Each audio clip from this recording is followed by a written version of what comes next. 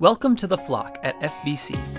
This podcast is designed to highlight the incredible members and ministries of First Baptist Harrisburg.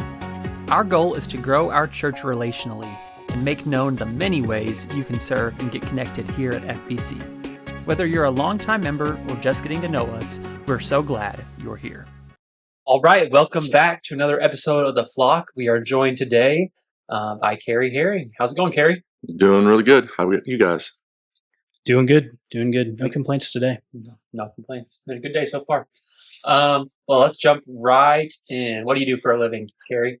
Right now, I drive a loader at a sawmill. It used to be a family-owned sawmill, but a few years back, Dad and brother sold out, and I stayed around, and so I drive a loader right now.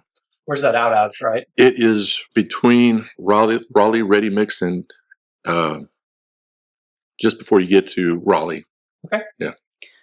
Now, I always kind of forgot what you did, but at some point I had known that you were some sort of a lumberjack. Like somebody called you a lumberjack. Yeah. So grew up doing all sorts of things related to that, going out in the woods and cutting trees and running the skidder and firewood as a younger kid, and also doing sawmill stuff. So everything related to that. Yeah. What does your day-to-day look like? It's not a lot of variety, but it's very busy. So unload trucks, load trucks, move logs around, take stuff to and from the mills, and making sure everything's where it's supposed to be when it's supposed to be there, and keeping track of the inventory and all that kind of stuff. Very busy, but yeah, it's plenty busy. So what do you guys like? I don't know anything about a sawmill, I'll be honest. But like, what do you? It's like you just produce wood from the tree. Basically, the main thing that we do is we get trees in, cut them down to block size, and then we have another mill which cuts it down into pallet lumber, and we send all the pallet lumber to an Amish guy, and he makes pallets and makes a lot of pallets. Okay. Yeah. So basically, just shipping container pallets. Any particular wood, or is it like just whatever they? It can be specific to the order, but cut everything pretty much. Do you guys communicate via radios similar to coal That mining? place is like the Twilight Zone. Phones don't work, CBs don't work. You have your radio on and you drive in there, and sometimes it's very weird. I was going to ask you if you had a nickname around the place, but No. All right. Yeah, we won't mention his nicknames that the youth boys give him. But anyways, we'll move right on to a little bit of your early life. So were you from here in Harrisburg? Like, where did you grow up at? Yeah, I was born in the hospital in El Dorado. Lived early that I don't remember in my mom's hometown, Xenia, which is a little bit north of here. And my memories start in Harrisburg. So as far as I'm concerned, I'm born and raised Harrisburg. Yeah. And most of that time started church. I certainly don't remember church before First Baptist. So around what year was that when you remember going here? Well, I was born in 1973, and so it'd be a few years after that. I'm not sure exactly when, but back then they had regular, almost like yearbooks, and I know there are some of those around with pictures of us like way back then. So, yeah. So you grew up in this church your whole life? Yes, there was a period of time, junior high, high school, we were at McKinley, and then I went away to college, and most of the time while I was away at college, when I'd come home, is at McKinley, and when I was done with all of that, ended up back at First Baptist. Gotcha. So you graduated from Harrisburg High School, right? Did you play any sports in high school? Yeah, did football and track and basketball. And basketball senior year was not good, so before it even started, did wrestling. So 4 different sports. Wow. Yeah. Four-sport athlete. And then you mentioned college. So what did you go on to college to pursue? I went to college and I got a degree in religion and philosophy at Illinois College, which is the oldest higher education school in Illinois. And our dorm room was the oldest building for a college in the state. So it looked like it too. And maybe I should know about that college, but I feel like I don't. Where is it located at? It is in Jacksonville, Illinois, which is west of Springfield. Wow. Most famous alumni, William Jennings Bryant. So, yeah. Second to Kerry Herring, but yeah. So why did you decide? What made you decide to go into religious studies and philosophy? Well, I picked that specifically because I was planning on going to seminary afterwards, and it didn't really make a whole lot of difference what my undergraduate was, and that was what I was really interested in. So I thought, if I'm going to do this, do something I'm interested in. And then, so let's talk a little bit about your time in seminary. Did you go to seminary at Louisville? Yeah, Louisville Southern Baptist Theological Seminary. Yeah. What was your time like there? It was really good. Learned a lot while I was there. My first semester was just normal. I took a second semester off and started a job at a children's home there just to see how that would go and if I could do both at the same time, and figured that I could probably handle doing both at the same time, work third shifts there and do school during the day. And that it worked out really well. Working at the children's home was definitely different. I thought working with the kids and their past might be the hardest thing because those kids go through a lot. But just working there, as I guess most places, administration was the toughest part to get to work with. Mm-hmm. But the kids weren't really that bad. You expect it from the kids. You know what you're getting going into it. And yeah, there was a lot of rough stuff with the kids, but it was good too. Now, I feel like I know vaguely about your life from stuff I've heard, but where did you meet Gina in all of this? Well, you'll get two different stories on that because she doesn't remember the first time we met. So while I was in Louisville, one of my friends was a youth minister at one of the local churches, and he invited me to come along to his church. And so, yeah, sure, I went, and Gina was there, and I noticed her. Apparently she didn't notice me. But so one of the next things that we did with that church was we went out to eat at O'Charlie's, and I went to that specifically hoping that Gina would be there. So I know that I had met her before then, but that's the first time that Gina remembers seeing me. So that's where we met. Wow. And then what did dating look like, or how long before you guys got married? First date was with her older sister and a double date, and went out and I think it was watched Alien 3. So yeah, great. How good was that movie? It was not one of the better ones. It might be the worst in the series. So yeah. And Gina's not really that into that kind of a movie either. So yeah. Alien 3 is not on her must-watch list. But we were engaged for it was like 3 years or something like that, two or 3 years, wanting to get done with schooling. She was still in college at the time, and she had a year, half a year, I forget what it was exactly, after I graduated still to complete. So we were trying to get most of that done before we got married.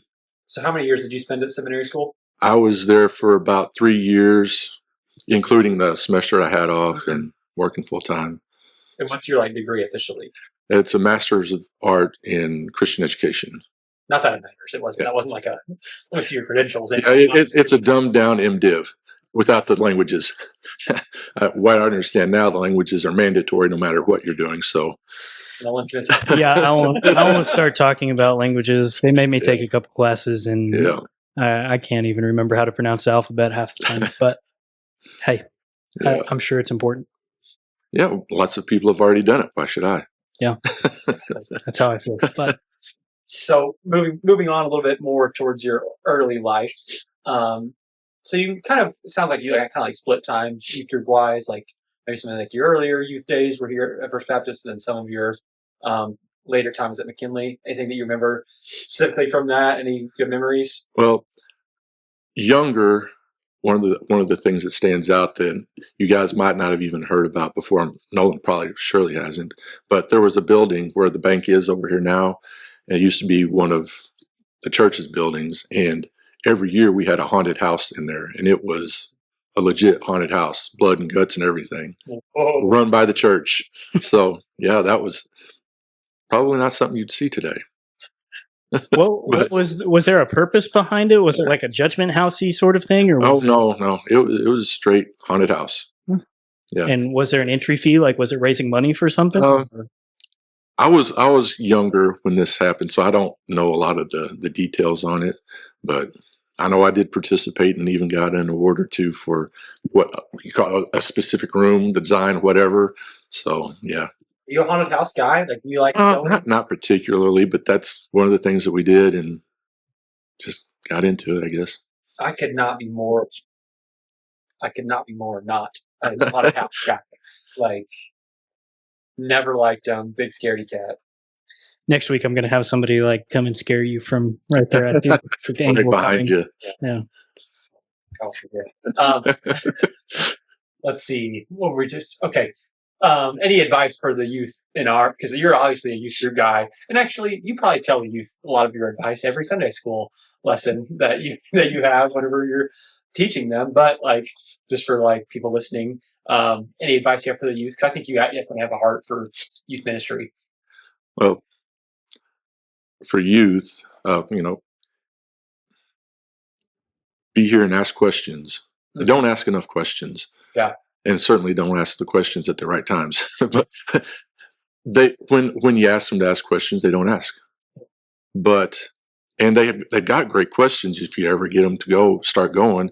And when they ask questions, those are things they're interested in. And so they're going to pay attention to that. They're going to be involved in that. So ask questions, especially when things don't make sense. And there's a lot of stuff in the Bible that doesn't necessarily make sense. Yeah, especially plans. Yeah. So I encourage them to look at those things and not be afraid of them and ask questions.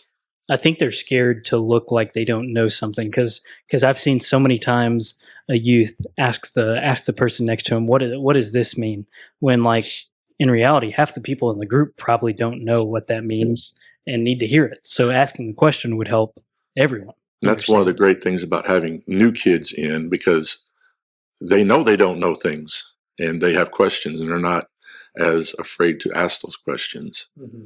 And there are times where I'll try to think like, what can I break down? And like, I know that there's so much that I'm still missing of what like I'm missing in thinking like them, you know? Yeah. And asking questions isn't just for them. It's for the other kids. It's for me too, because I'm sure that they're going to ask questions if they would do it that I wouldn't have the answer for. And then that drives me to go and find an answer. Mm-hmm. And to be able to better answer it. Even if I do know it, can I articulate it? Mm-hmm. And sometimes that's more difficult than I think it is. And so I have to think about it more. While we're talking about youth ministry, Matt Busanero, I believe, said that you did a stint as interim at a time here. Yeah, it was supposed to be an internship with Steve Davis, which would have been great. But before that even got started, he took a job somewhere else. And I came up and talked to Mike, who was the senior pastor at the time, and said, well, is there anything that I can do? And he said, well, let me think about it a little bit. And he said, well, you can come back and for the summer, just do the youth ministry for the senior high. And someone else was doing it for the junior high. So what were some experiences from that summer that you remember? Well, at that time, we were still doing associational camp. And most of it had already been planned, so I didn't have to plan that. But that was a lot of responsibility, just coming in and being a part of that as the youth minister and not doing that before.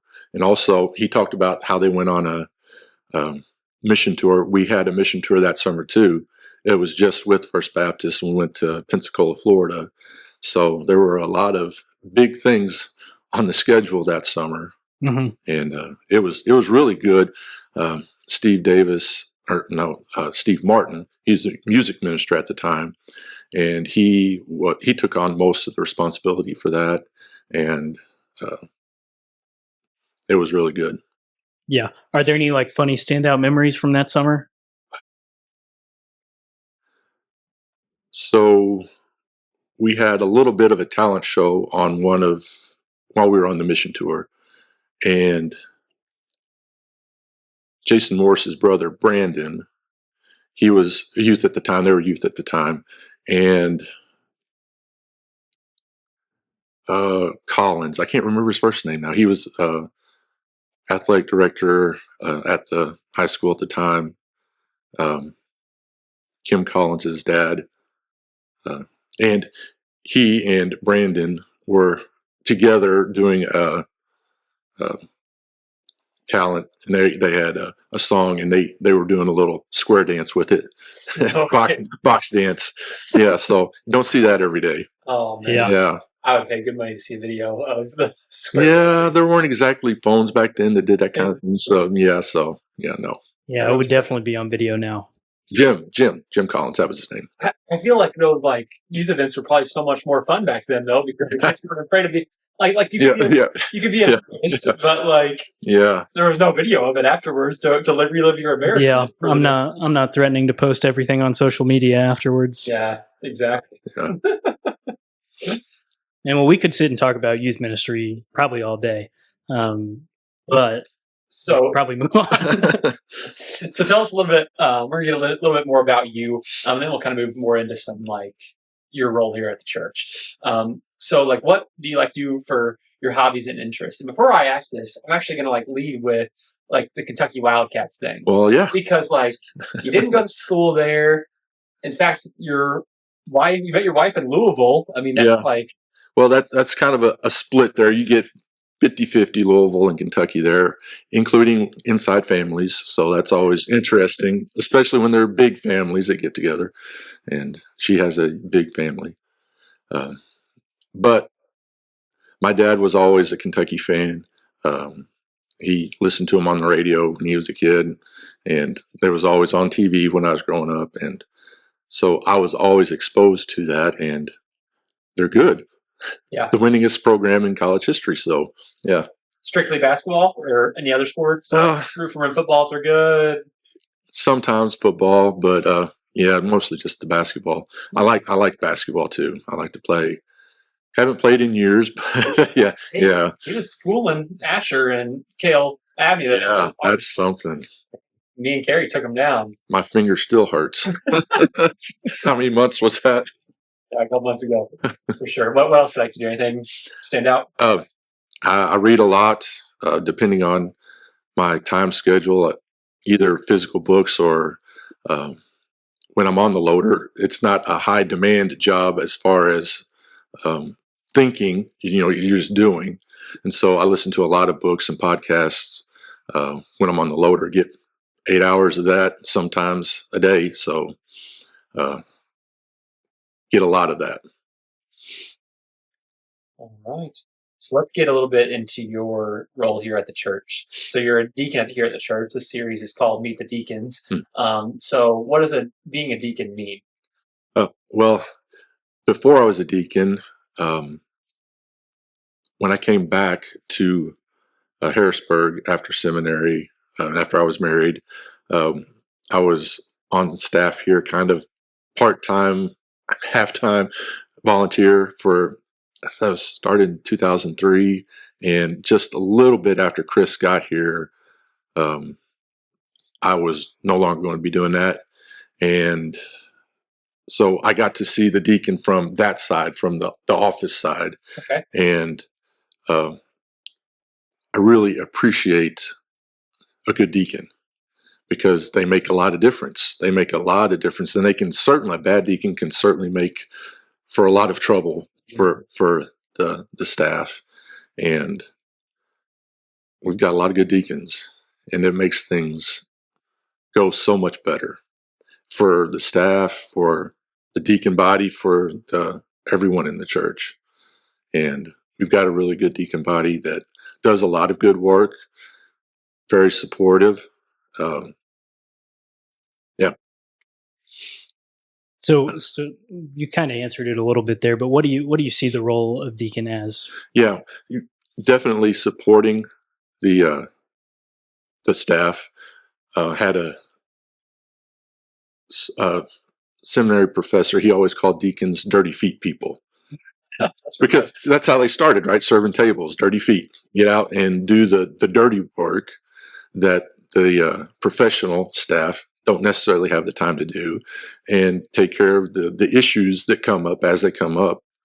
So don't want to say the smaller issues, but the issues that can be handled, that don't need direct attention all the time from the staff, and so that the staff can do the bigger things that they're called to do, and so that they're able to do the things they're called to do.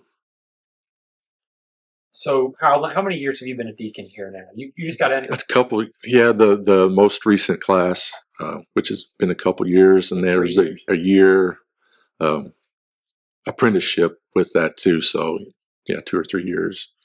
Yeah. And you've been a member here how well on and off? Yeah. Well, so I was about 9 or 10 years old when I became a Christian. So that would have been in 82, 83. And so I've been a member off and on since then, mostly on. Yeah. Yeah. Let's pause there and tell the cameras. I know we've heard in youth group before your testimony, but maybe you should share your testimony for those at home. Growing up in church, I was here all the time as a kid. My dad was a deacon. My mom played the piano and organ, so she was up here all the time practicing, even when nobody else was here. They were involved in lots of different things. So if the doors were open, I was here. And when I was here, I would hear the Word of God. And when I was about 9 or so, I realized that was talking to me, and I needed to do something with that. And I was at home and talked with my mom. I can still remember the exact spot where that was, stairs leading down into our basement. Talked to her specifically about that and prayed with her at that time. Wow. You mentioned your dad, and I just remembered that did he teach you Sunday school back? Yeah, second grade Sunday school. I can still remember the room though that he taught in. That just brought back a ton of memories. Sorry, I kind of blanked out there for a second. Which is really funny how that comes full circle, because then Kerry taught me Sunday school from like 6th, 7th, and 8th grade here. So yeah. So you mentioned Matt said something. Matt Bucinero said that I was the interim youth pastor during his senior year, the summer then. So that was one generation. And then I've had Ava as a student in my Sunday school class. And of course, Justin is in youth now. So that's 2 generations that I cover there. And there's more that are coming up. Who else? Anyone stand out? Well,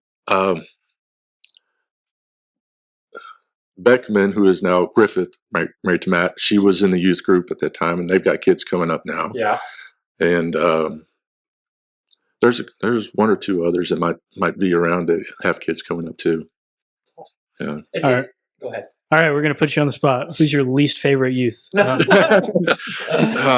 a couple of them. How much time we got? All right, so we're going to move on to our shout-out section of the podcast. Who do you see doing good work in our church right now? Not an exhaustive list, and obviously all the glory points back to Christ, and we're not really trying to highlight them for their glory, but we just want to be encouraging to one another when we see good works being done. So yeah. So one thing that I would really like to be involved in more, and I've thought about this before, if I came into a lot of money all of a sudden, what would I do with myself, my time, that kind of stuff?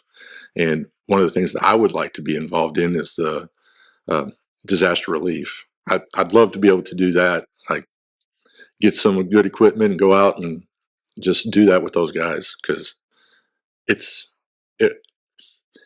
don't exactly want to say it'd be fun, but it would be enjoyable. It would be something significant, something important, something that mattered.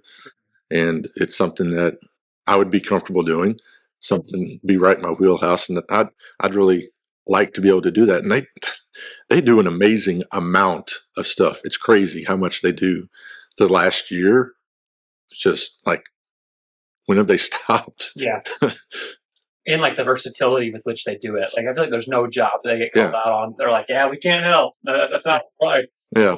Whatever it is, whether it's there was one time this spring where it's just a freak, like they've called it a tornado now, where I live up the top of a hill. We were getting ready to leave and everything was blown down, and there's a church up there, and there's like a big cedar tree just been snapped in half, and it's a small church, and it's like they don't have money to do anything. It's like, how are we going to get all this cleaned up?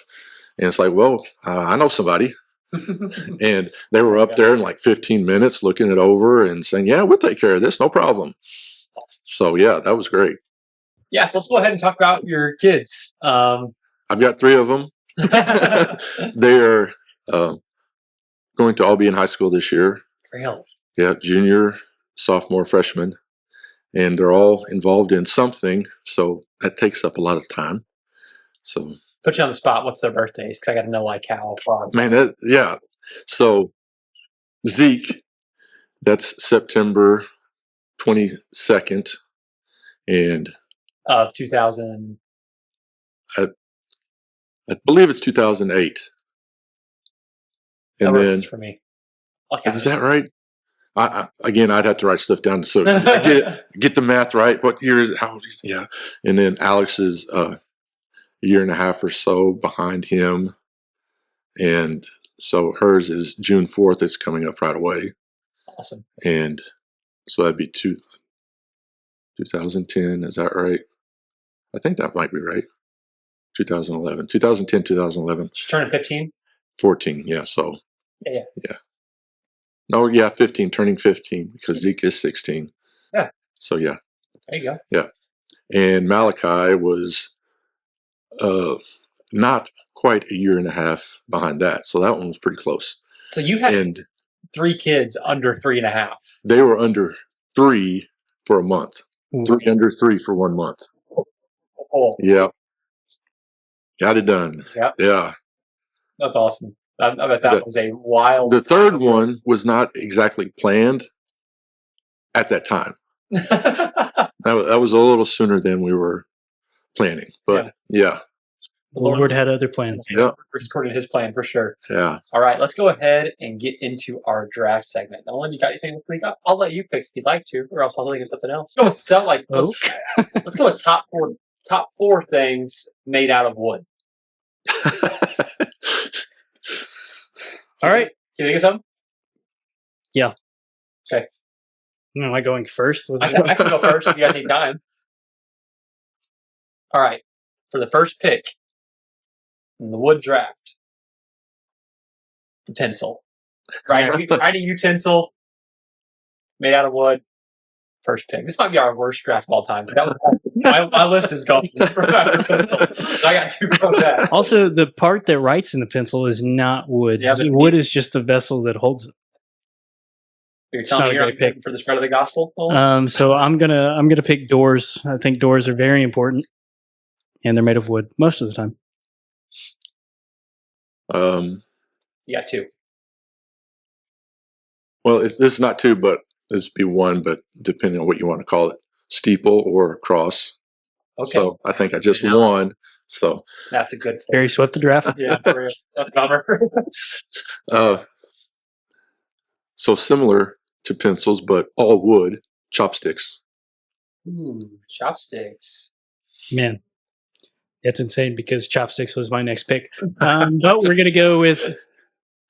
Can I just take a cut of building material? Like, can I just take the 2x4? Yeah. I think that's a good one. 2x4, and I'll do 2x4. I'm going to go with foundation of a house, like the outer structure when you just see all the wood up. Okay, those would be the studs. Yeah, the studs. Yeah. I can call it You'll take the studs. I'll take the studs. Okay. That'll work for me. And then next I'm going to go with the table. Gathering spot for many families. Many good things happen around tables. Many business meetings. Yeah, table. You stole my pick again. I was going to pick a table because it's in front of us. I think I've got a winning pick here, though. I'm going to take the wooden spoon. The wooden spoon that my grandma threatened to beat me with when I was young and misbehaving. Good for making noodles. Also, nowadays, they say all the plastic's going to give you cancer, so I'm going back to wood. Okay, so I get 1 or 2 now. You get 2? That's it. Okay, so going with the chopsticks, I'll pair that with toothpicks. Toothpicks and chopsticks. This is the worst strategy.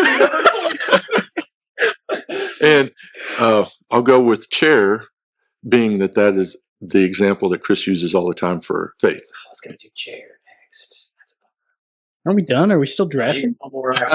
I got one more piece of wood. And with my last pick in the draft, I'm going to take the sticks off of trees. Sticks off of trees. Man, oh man. I'm going to go with... Is that made... Yeah, it's made of wood. You're not wrong. I don't know. We'll give it to you because I don't know if you can think of anything else. I'm going to go with baseball bat as my last Man, that's a good one. Yeah, that was a terrible draft. So now we're each going to say just our favorite candy. That way we can at least end on a high note. I'm first? Yeah. Sour Skittles. Why? They taste good and they're sour. That's not your favorite Easter candy? It is. It is also my favorite Easter candy. Kerry? Well, I don't know about sour Skittles, but regular Skittles, that's great. We are a fruit candy podcast right now. Let's get a sweep. Take the tropical. I would. But sadly, I'm going to take wild berry Skittles instead. Oh, goodness. This is some grade A podcasting we got going on tonight. But, Kerry, really, thank you for coming on today. We appreciate you serving our church in many ways. And it's good to be able to sit here and laugh like this with brothers in Christ and get into fellowship together. Yep. Tune in next week. Jacob claims he's not going to be here. Yeah. We'll see. All right. Thanks for having me. Yes. Thanks so much. Thank you for watching The Flock. Stay tuned next week for a new episode.